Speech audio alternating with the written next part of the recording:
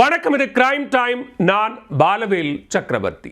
கேரள மாநிலத்தில் கஞ்சா போதையில் ரோட்டில் ரகளையில் ஈடுபட்ட நபரை போலீசார் கைது செய்ததால் உடனிருந்த போதை இளம்பெண் போலீசாரை ஆபாசமாக பேசி வாகன கண்ணாடியை அடித்து நொறுக்கிய காட்சிகள் வெளியாகி பரபரப்பை ஏற்படுத்தியுள்ளது. போதை வெறியில் இளம்பெண் போலீசாரிடம் அத்துமீறிய சம்பவத்தின் பின்னணி என்ன?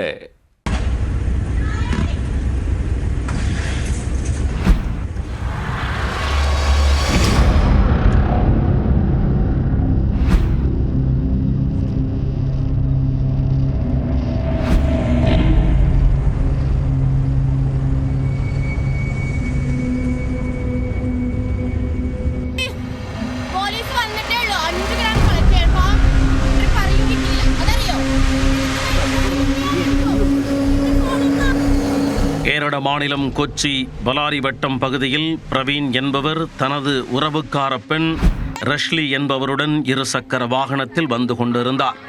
கஞ்சா போதையில் இருந்த அவர்கள் நடு ரோட்டில் ரகளையில் ஈடுபட்டு கொண்டிருந்த தகவல் பலாரி வட்டம் போலீசாருக்கு கிடைத்துள்ளது. இது குறித்து தகவல் அறிந்த பலாரி வட்டம் போலீசார் சம்பவ இடத்திற்கு வந்து பிரவீனை கைது செய்து போலீஸ் வாகனத்தில் ஏற்றி உள்ளனர். இதனைக் கண்டு ஆத்திரம் தலைக்கேறிய இளம்பெண் ரஷ்லி போதையில் போலீசாருடன் கடும் தகராறில் ஈடுபட ஆரம்பித்தார். சம்பவ இடத்தில் பெண் போலீஸ் இல்லை என்பதால் போலீசாரும் அந்த பெண்ணை நெருங்காமல் தள்ளியே இருந்துள்ளனர்.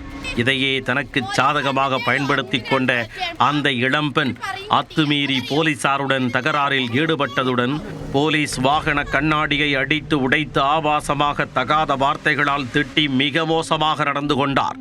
இதனிடையே போதையில் இருந்த ரஷ்லி கையில் இருந்த போதை பொட்டலத்தை எடுத்து போலீசாரிடம் காட்டி தனது தோழியுடன் சேர்ந்து போதை அடிக்கப் போவதாக கூறி முடிந்தால் தடுத்து பாருங்கள் என போலீசாருக்கு சவால் விடுத்து சென்றுள்ளார்.